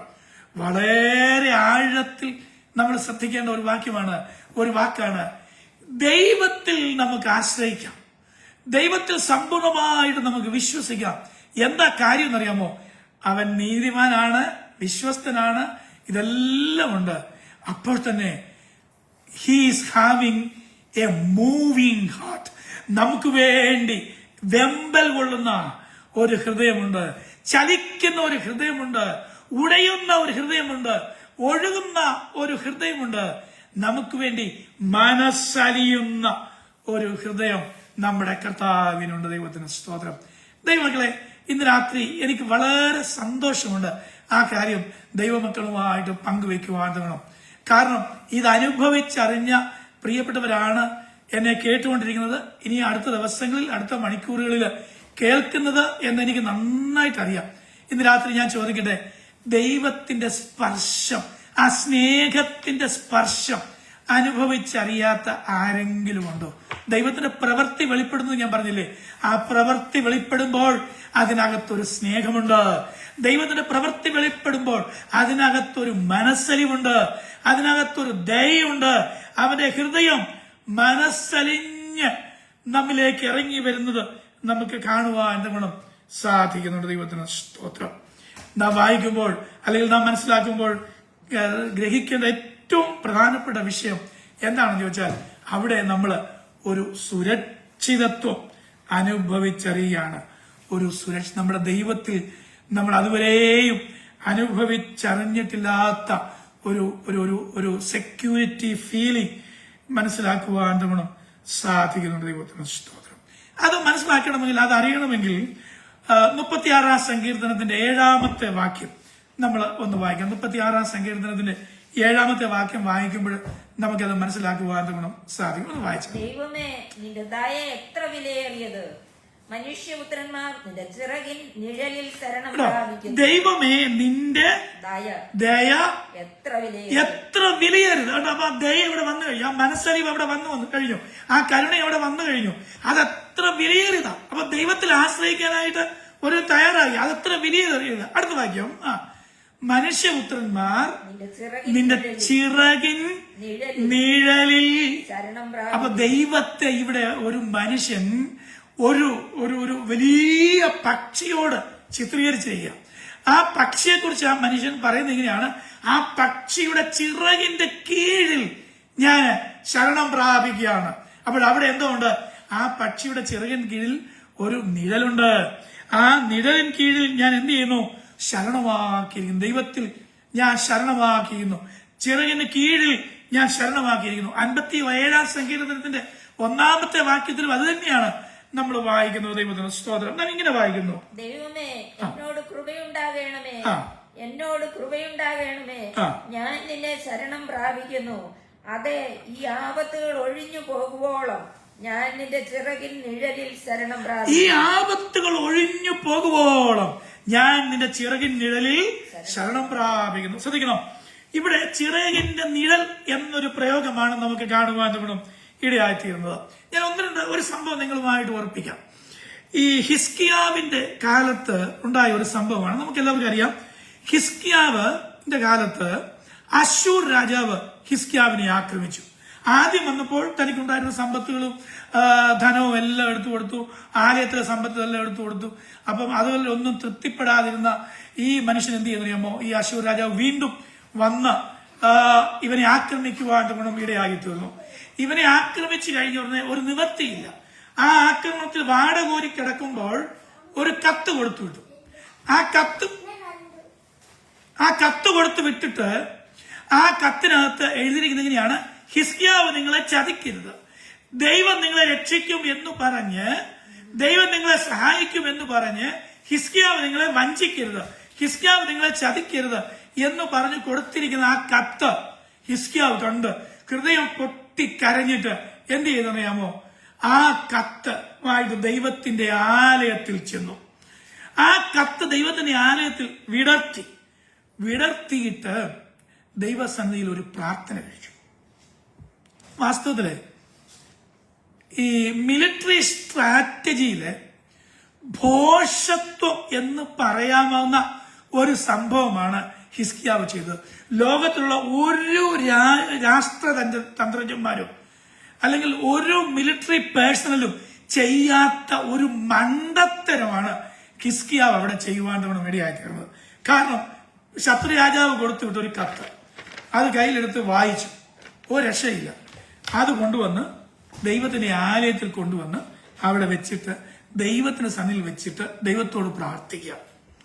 പക്ഷെ ഇന്ന് രാത്രി ഓർപ്പിക്കട്ടെ, ഓരോ മിലിറ്ററി സ്ട്രാറ്റജിക്കും വിടിവിക്കുവാൻ കഴിയാതിരിക്കുമ്പോൾ എല്ലാ മിലിറ്ററി സ്ട്രാറ്റജിയുടെയും മുൻപിൽ മണ്ടത്തരമെന്ന് ലോകം വിധി എഴുതുമ്പോഴും അവിടെ ഒരു കാര്യമുണ്ട്. എന്താണെന്നറിയാമോ? ദൈവമേ, ഞാൻ നിന്റെ ചിറകിൻ നിഴലിൽ ശരണം പ്രാപിക്കും. ദൈവത്തിന്റെ ചിറകിൻ നിഴലിൽ ശരണം പ്രാപിച്ച ഹിസ്കിയാവിനുണ്ടായ വിടുതൽ എത്ര വലുതാണെന്ന് നമുക്കറിയാം. ഒരായുധം പ്രയോഗിക്കാതെ, ഒരു അമ്പ് എയ്യാതെ വണ്ണം ദൈവത്തിന്റെ സൈന്യത്തിലെ ഒരു ദൂതൻ ഇറങ്ങി വന്ന് ഹിസ്കിയാവിന് വേണ്ടി പ്രവർത്തിച്ചു കഴിഞ്ഞപ്പോൾ എന്താ സംഭവിച്ചതെന്ന് ഞാൻ വിശദീകരിക്കേണ്ട ആവശ്യമില്ല. അതുകൊണ്ട് ഇന്ന് രാത്രി ഓർപ്പിക്കട്ടെ, അവന്റെ ചിറകിന്റെ നിഴല് എന്ന് പറയുന്നത് ഒരു വിശ്വാസിക്ക് വലിയ ഒരു ആശ്വാസമാണ്. അത് വലിയൊരു സെക്യൂരിറ്റി ഫീലിംഗ് ആണ്. അതുകൂടാതെ ചിറകിന്റെ നിഴല് കൂടാതെ വേറെ ഒരു പ്രയോഗം കൂടെയുണ്ട്. കഴിഞ്ഞ ദിവസം എനിക്ക് മുൻപായിട്ട് ശുശ്രൂഷിച്ച കർത്താവിന്റെ ദാസൻ അതെടുത്താണ് സംസാരിച്ചത്. ഞാൻ ആ ഭാഗത്തേക്ക് വരുന്നില്ലെങ്കിലും അത് ഞാൻ ഒന്ന് തൊടുവാനായിട്ട് ആഗ്രഹിക്കുന്നു. രൂത്തിന്റെ പുസ്തകം 2-ാമത്തെ അധ്യായത്തിന്റെ 12-ാമത്തെ വാക്യം ആസ്പദമാക്കിയാണ് ആ കർത്താവിന്റെ ദാസൻ സ്റ്റഡി എടുത്തത്. ഞാൻ അത് മുഴുവനായിട്ട് എടുക്കുന്നില്ല, അതിന്റെ ഒരു ഭാഗം ഇതുമായിട്ട് ചേർത്ത് കണക്ട് ചെയ്ത് സംസാരിക്കാനായിട്ട് ആഗ്രഹിക്കുന്നു. അവിടെ എങ്ങനെയാണ് നാം കാണുന്നത്? രൂത്തിന്റെ പുസ്തകം 2-ാമത്തെ അധ്യായത്തിന്റെ 12-ാമത്തെ വാക്യം: നിന്റെ പ്രവൃത്തിക്ക് യഹോവ പകരം നൽകട്ടെ, ഇസ്രായേലിന്റെ ദൈവമായ യഹോവയുടെ ചിറകിൻ കീഴെ ആശ്രയിച്ചു വന്നിരിക്കുന്ന നിനക്ക് അവൻ പൂർണ്ണ പ്രതിഫലം തരുമാറാകട്ടെ എന്ന് ഉത്തരം പറഞ്ഞു. ഇവിടെ രൂത്തിനോട് ബോവസ് പറയുന്ന ഒരു സ്റ്റേറ്റ്മെന്റാണ്. ഇത് രണ്ട് സ്റ്റേറ്റ്മെന്റാണ്. അത് നമ്മൾ സങ്കീർത്തനത്തിൽ വായിച്ച് ചിറകിന്റെ നിഴലിൽ എന്നാ പറഞ്ഞു, ഇവിടെ ചിറകിന്റെ കീഴ് എന്നാ പറഞ്ഞു. ഇതിനാണ് തമ്മിൽ ഒരല്പ വ്യത്യാസമുണ്ട്. ചിറകിന്റെ നിഴൽ എന്ന് പറയുമ്പോൾ ചിറകിന്റെ നിഴലിന് ഷാഡോ ഓഫ് ടേണിംഗ് ഉണ്ടാവും.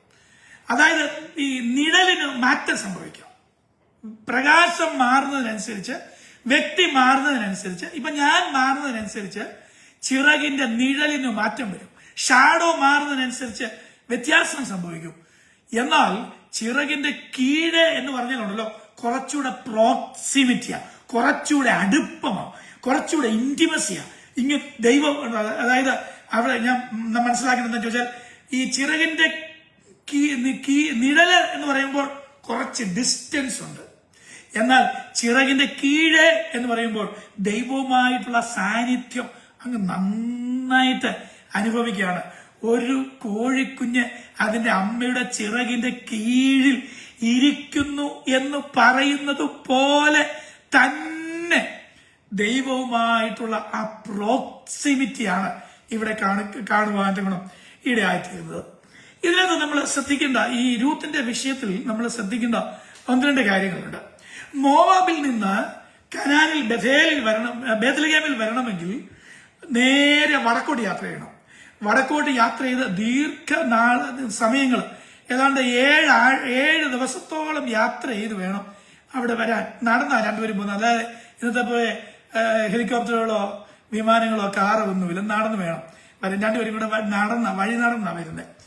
അപ്പം ഏതാണ്ട് 50-60 മൈൽ ദൂരം ഇവര് സഞ്ചരിച്ച് യോർദാന്റെ വടക്ക് ഭാഗത്തൂടെ യോർദാനെ ഇങ്ങനെ ചുറ്റി കറങ്ങിയൊക്കെയാണ് അവര് വരണ്ടേ. അങ്ങനെ വന്ന് അവര് ബേത്ലഹേമിലെത്തി. ഒത്തിരി ബുദ്ധിമുട്ടി കഷ്ടപ്പെട്ട് സഹിച്ച് ഒക്കെയാ വരുന്നത്. അത് കഴിഞ്ഞ് നമ്മൾ വായിക്കുന്ന ഒരു കാര്യമുണ്ട്. ഇവർ വന്നു എന്ന് അറിഞ്ഞ് ബേത്ലഹേം പട്ടണം മുഴുവനും അവരുടെ നിമിത്തം ഇളകി.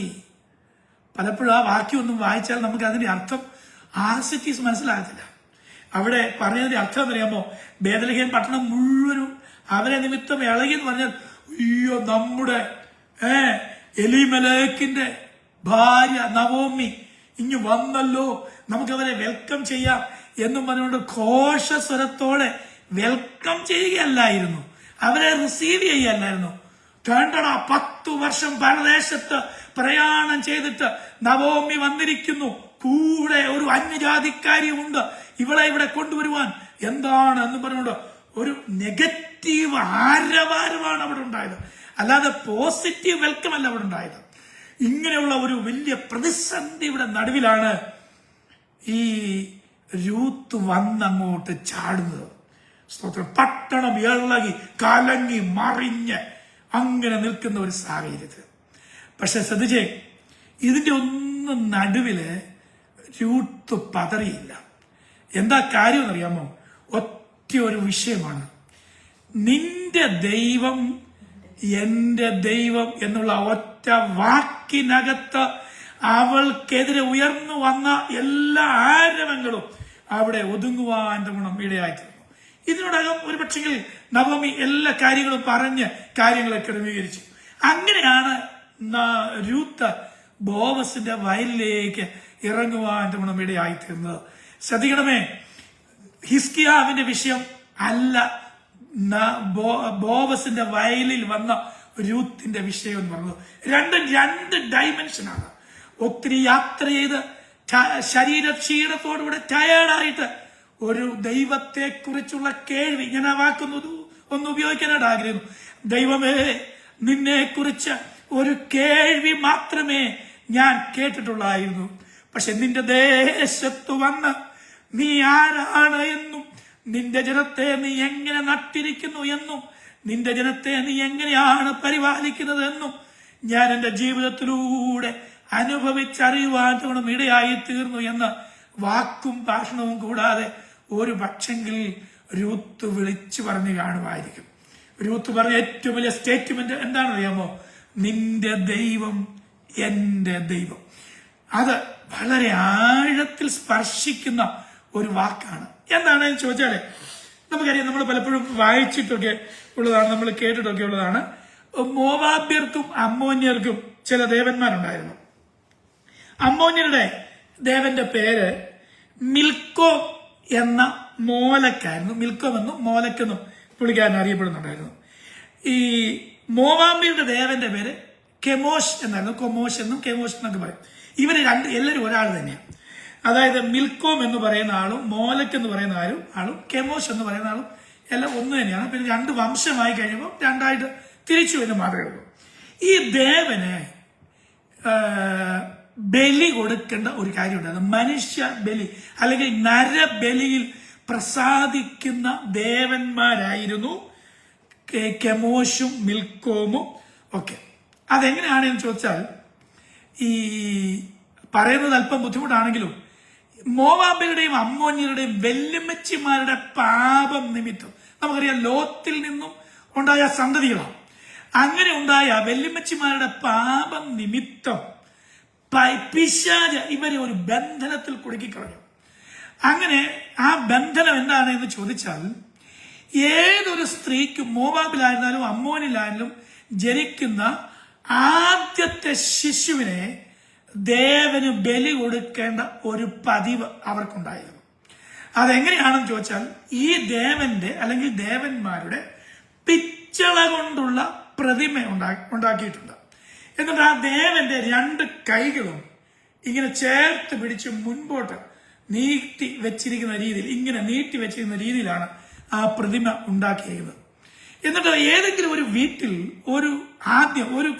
ഒരു പെൺകുട്ടി, വിവാഹിതയായ ഒരു പെൺകുട്ടിക്ക് ആദ്യം ഒരു കുഞ്ഞുണ്ടാകുമ്പോൾ ആ ചോര കുഞ്ഞിനെ ഈ ദേവന് കൊണ്ട് കൊടുക്കണം. എങ്ങനെയാണെന്നറിയാമോ? ആ കൊമോഷിന്റെ അല്ലെങ്കിൽ മിൽക്കോമിന്റെ കൈകൾക്ക് താഴെ ആഴി കൂട്ടി തീയിട്ടിട്ട് ഈ കൈകൾ രണ്ടും ചുട്ടുപഴുപ്പിക്കും. ഇങ്ങനെ ചുട്ടുപഴുത്ത ഈ കൈകളിലേക്ക്, ഈ കൈകളുടെ അടിയിലുള്ള ഈ തീക്കനലെല്ലാം മാറ്റി കഴിഞ്ഞിട്ട് മനുഷ്യൻ, പൂജാരിമാരും പുരോഹിതന്മാരും എല്ലാം കൂടെ ചെന്ന് മന്ത്രജപങ്ങളെല്ലാം ചെയ്ത് ഈ കുഞ്ഞിനെ എടുത്തുകൊണ്ട് ഈ മിൽക്കോമിന്റെ കയ്യിലോട്ട് അല്ലെങ്കിൽ ടൊമോസിന്റെ കയ്യിലേക്ക് ഈ ചോര കുഞ്ഞിനെ അങ്ങോട്ട് വെക്കും. നിങ്ങൾ നോക്കണം, ആ കുഞ്ഞിനെ അങ്ങോട്ട് വെച്ച് കഴിയുമ്പോൾ എന്ത് സംഭവിക്കുന്നറിയാമോ? എന്നുള്ളൊരു ശബ്ദത്തോടുകൂടെ ആ കുഞ്ഞ്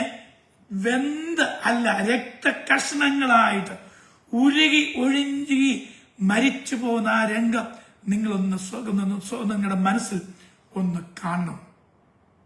ഇങ്ങനെയുള്ള ഇത് പല പ്രാവശ്യം ബൈബിളിൽ നിരോധിച്ചിട്ടുണ്ട് പലയിടത്തും.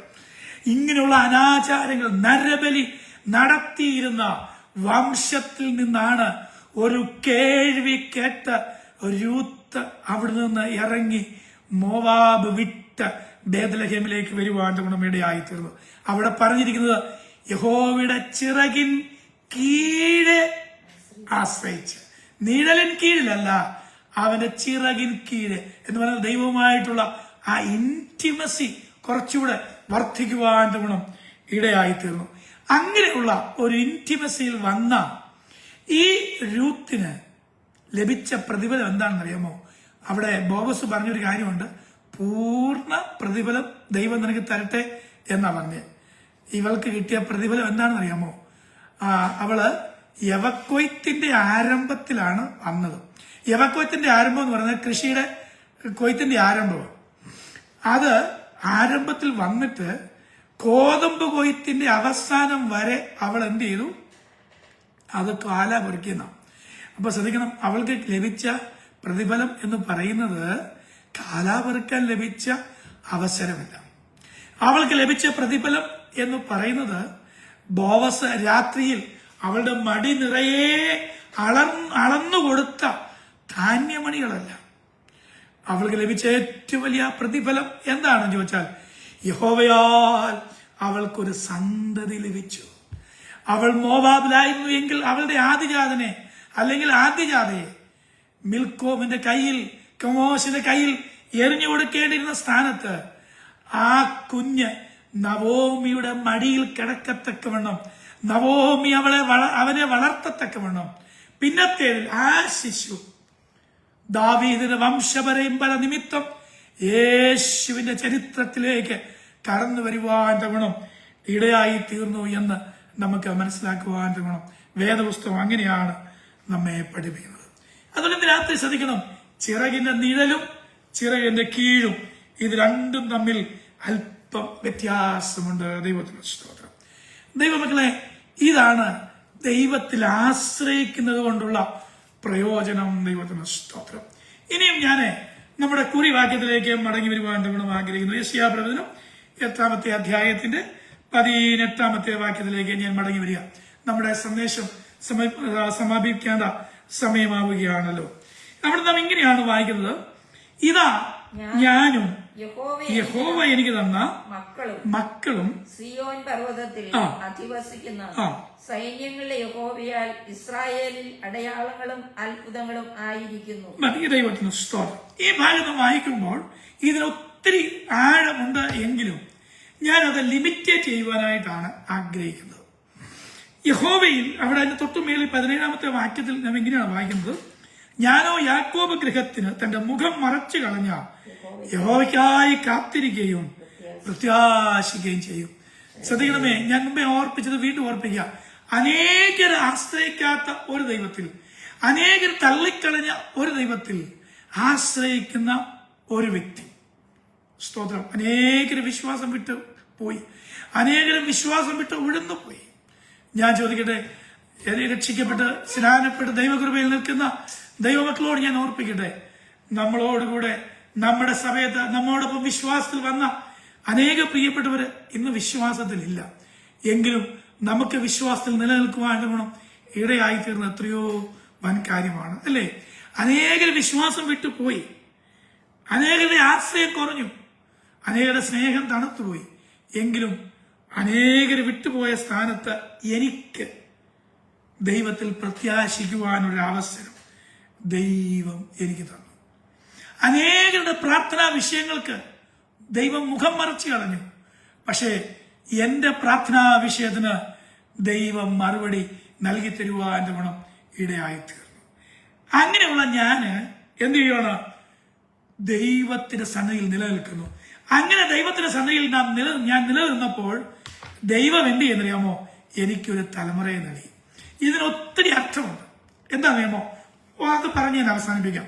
ഒന്നാമത്തെ അർത്ഥം, ദൈവത്തെ വാസ്തവമായി ഒരു കുടുംബം പരമാർത്ഥതയോടെ സേവിക്കുകയാണെങ്കിൽ അവന്റെ തലമുറകൾ എന്നും ദൈവസന്നിധിയിൽ കാണും.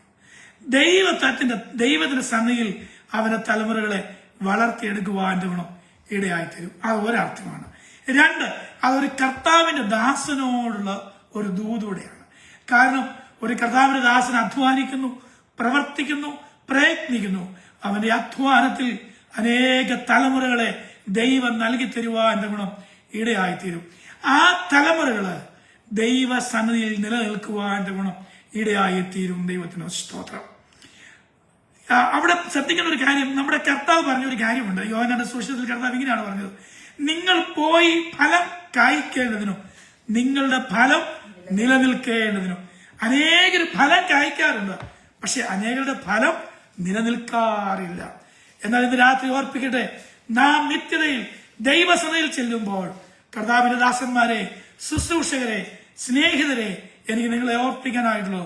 നമ്മൾ കർത്താവിന്റെ സന്നിധിയിൽ ചെല്ലുമ്പോൾ നമുക്ക് കാഴ്ചവെക്കുവാനുള്ള സന്തതിയോടുകൂടെ നമുക്ക് ദൈവത്തോട് പറയണം, കർത്താവേ, ഇതാ നീ എനിക്ക് തന്ന മക്കൾ, നീ എനിക്ക് തന്ന അവകാശികൾ, ഇതാ ഞാൻ നിന്റെ സന്നിധിയിൽ കാഴ്ചവെക്കുന്നു എന്ന് പറയുവാനുള്ള ഒരു ധൈര്യമുണ്ട്, ഉണ്ടാകണം. ഇന്ന് രാത്രി ഓർപ്പിക്കട്ടെ, ദൈവത്തിൽ ആശ്രയിക്കുക എന്ന് പറയുന്ന ഒരു ചെറിയ കാര്യമല്ല. ദൈവത്തിൽ ആശ്രയിക്കുക എന്ന് പറയുന്നതുണ്ടല്ലോ, കുറച്ച് അക്ഷരികമായ വിഷയത്തിന് വേണ്ടിയല്ല. പറഞ്ഞ വിഷയങ്ങളെല്ലാം അക്ഷരികമാണ്. പക്ഷെ ഏറ്റവും വലിയ വിഷയം എന്ന് പറയുന്നത് നിത്യജീവനിൽ ചെന്നെത്തുക എന്നുള്ളതാണ്. ലോകം വല്ലാത്ത ഒരു കാലത്തിലേക്ക് പോയിക്കൊണ്ടിരിക്കുമ്പോൾ എനിക്ക് ഇന്ന് രാത്രി ഓർപ്പിക്കാനായിട്ടുള്ളത്, ദൈവത്തിൽ ആശ്രയിക്കുന്നത് ചെറിയ ചെറിയ കാര്യങ്ങൾക്ക് വേണ്ടിയല്ല. അതിനേക്കാൾ ഉപരി നമ്മുടെ ഏറ്റവും വലിയ ലക്ഷ്യം, നമ്മുടെ ഏറ്റവും വലിയ ഫോക്കസിംഗ് എന്ന് പറയുന്നത് നിത്യതയിൽ ഞാൻ എത്തിച്ചേരുക, നിത്യജീവനിൽ ഞാൻ എത്തിച്ചേരുക. എന്നോടൊപ്പം ഞാൻ നേടിയ എന്റെ തലമുറകളും ദൈവം എനിക്ക് തന്ന മക്കളും എന്റെ തലമുറകളും അവിടെ എത്തുക എന്നുള്ളതാണ് ഏറ്റവും പ്രധാനപ്പെട്ട വിഷയം. അതിനായിട്ട് ദൈവം നമ്മെ സഹായിക്കട്ടെ എന്ന് പ്രാർത്ഥിച്ചുകൊണ്ട് എന്റെ സന്ദേശത്തിൽ നിന്ന് ഞാൻ വിരമിക്കുകയാണ്. ഈ പ്ലാറ്റ്ഫോം അതിനുള്ള ഒരു വലിയ വേദിയായിരിക്കണം. നാം കർത്താവിൽ ആശ്രയിക്കുന്നു. അപ്പോൾ തന്നെ നമ്മിലൂടെ അനേകരെ കർത്താവിലേക്ക് നടത്തുമ്പോൾ തന്നെ അവരെ ദൈവസന്നിധിയിൽ വിശ്വസ്തരായി നിലനിർത്തുവാൻ വേണം. ദൈവത്തിന്റെ പരിശുദ്ധാത്മാവ് നമ്മെ സഹായിക്കട്ടെ, ഒരുക്കട്ടെ എന്ന് പ്രാർത്ഥിച്ചുകൊണ്ട് ഞാൻ എന്റെ സന്ദേശം ഇവിടെ സമാപിപ്പിക്കുന്നു. കർത്താവ് നമ്മെ എല്ലാവരെയും അനുഗ്രഹിക്കട്ടെ. 1-2 പ്രാർത്ഥനാ വിഷയങ്ങളുണ്ട്. ആ പ്രാർത്ഥനാ വിഷയങ്ങളിലൂടെ പറഞ്ഞ് പ്രാർത്ഥിച്ചതിന് ശേഷം ഈ സന്ദേശം അവസാനിപ്പിക്കുവാൻ ഗുണം ആഗ്രഹിക്കുന്നു. 2 പ്രാർത്ഥനാ വിഷയങ്ങളാണ് കർത്താവിന്റെ ദാസൻ ബെൻസൺ പാസ്റ്റർ എനിക്ക് നൽകി തന്നിരിക്കുന്നത്. അത് രണ്ടും കൂടെ ചേർത്ത് പ്രാർത്ഥിച്ച് ഈ സെഷൻ നമുക്ക് അവസാനിപ്പിക്കാം. നമ്മൾ മിക്കവാറും പ്രിയപ്പെട്ടവര് അറിഞ്ഞു കാണും എന്ന് എനിക്കറിയാം. കർത്താവിന്റെ ദാസൻ പല പ്രാവശ്യം ഇവിടെ നമുക്ക് നമ്മുടെ ഗ്രൂപ്പിൽ നൽകി തന്നതാണ്. കുവൈറ്റില് 12 വയസ്സ് പ്രായമുള്ള ജോഹാൻ എന്ന് പറയുന്ന കുഞ്ഞ് കെട്ടിടത്തിന്റെ മുകളിൽ നിന്ന് വീണ് ശരീരത്തിൽ ഒടിവുകൾ ഉണ്ടായി ഗുരുതരാവസ്ഥയിൽ വെന്റിലേറ്ററിലായിരിക്കുന്നു. വിടുതലിനായിട്ട് പ്രാർത്ഥിക്കണം എന്ന് പ്രത്യേകം അറിയിച്ചിരിക്കുന്നു. നമുക്കറിയാം, ഒരു കെട്ടിടത്തിന്റെ മുകളിൽ നിന്ന് വീണാൽ അത് വലിയ പ്രതിസന്ധിയിലൂടെ ശരീരത്തിൽ ഉണ്ടായിരിക്കുന്നത്. ആ കുഞ്ഞിനു വേണ്ടി നമുക്ക് എല്ലാവർക്കും അല്പസമയം പ്രാർത്ഥിക്കാം. അത് കഴിഞ്ഞിട്ട് അതുകൂടാതെ ഗുജറാത്തിലെ അങ്കലേശ്വർ എന്ന് പറയുന്ന സ്ഥലത്ത് ബ്രദർ കലൈമൂർത്തി ക്യാൻസറിനാല കഷ്ടപ്പെടുന്നു. അതോടൊപ്പം അദ്ദേഹത്തിന് ന്യൂമോണിയയുണ്ട്, വയറ്റിൽ വെള്ളം കിട്ടുന്ന അസുഖമുണ്ട്. ബറോഡയിലുള്ള സ്റ്റെർലിംഗ് ആശുപത്രിയിലാണ് അദ്ദേഹം അഡ്മിറ്റഡ് ആയിരിക്കുന്നത്. അങ്കലേശ്വർ IPC നോർത്തേൺ റീജിയൻ സഭയിലെ അംഗമാണ് ഈ കർത്താവിന്റെ ദാസൻ. ദൈവം തൊട്ട് വിടുവിക്കേണ്ടതിനായിട്ട് നമുക്ക് പ്രാർത്ഥിക്കാം. ഈ 2 പ്രാർത്ഥനാ വിഷയങ്ങളെ ഓർത്ത് നമുക്ക് എല്ലാവർക്കും ചേർന്ന് ഒന്നിച്ച് പ്രാർത്ഥിക്കാം. ഞങ്ങളുടെ കർത്താവും ഞങ്ങളുടെ ദൈവമായ സ്വർഗപിതാവേ, അനുഗ്രഹിക്കപ്പെട്ട നല്ല സമയത്തിനായി സ്തോത്രം. ഞങ്ങളുടെ ഈ പ്രാവശ്യത്തെ ഈ ചിന്താവിഷയത്തിന്റെ സമാപനത്തിലേക്ക് ദൈവം ഞങ്ങളെ കൂട്ടിക്കൊണ്ടു വന്നതിനാൽ ഞങ്ങൾ നന്ദിയോടെ അങ്ങേ വാഴ്ത്തി സ്തുതിക്കുന്നു. കർത്താവെ, ദൈവവചനം ശുശ്രൂഷിപ്പാൻ അവിടുന്ന് അടിയനെ സഹായിച്ചു. ഇങ്ങനെ ഒരു അവസരം കർത്താവിന്റെ ദാസനും ഈ പ്ലാറ്റ്ഫോം ഒരുക്കി തന്നു. കർത്താവിന്റെ ദാസനെയും ഈ പ്ലാറ്റ്ഫോമിനെയും കർത്താവ് ധാരാളമായി അനുഗ്രഹിക്കുകയും കർത്താവിന്റെ ദാസന്റെ പ്രയത്നങ്ങളെയും പ്രവർത്തനങ്ങളെയും ധാരാളമായി ആശീർവദിക്കുകയും ചെയ്യണം എന്ന് പ്രാർത്ഥിക്കുന്നു. കർത്താവിന്റെ ദാസനും ശാരീരികമായി നല്ല സുഖമില്ലാതിരിക്കുന്നു എന്നറിയുന്നു. കർത്താവിന്റെ ദാസന്റെ ശാരീരിക സൗഖ്യത്തിന് വേണ്ടി കണ്ണിന്റെ കാഴ്ചയുടെ ആ ബുദ്ധിമുട്ടുകൾ പൂർണ്ണമായും പരിഹരിക്കപ്പെടേണ്ടതിന് ഞങ്ങൾ എല്ലാവരും ചേർന്ന് ഏക മനസ്സോടെ ദാസന് വേണ്ടി പ്രാർത്ഥിക്കുന്നു. ബെൻസൺ പാസ്റ്ററെ കർത്താവ് തൊട്ട് സൗഖ്യമാക്കണമേ എന്ന് ഞങ്ങൾ പ്രാർത്ഥിക്കുന്നു. അതോടൊപ്പം ഈ 2 പ്രാർത്ഥനാ വിഷയങ്ങളെയും വീണ്ടും ഞങ്ങൾ തൃക്കരങ്ങളിൽ ഏൽപ്പിക്കുന്നു. കുവൈറ്റിലായിരുന്ന ജോഹാൻ ബ്രദർ മൗന് വേണ്ടി ഞങ്ങൾ പ്രാർത്ഥിക്കുന്നു.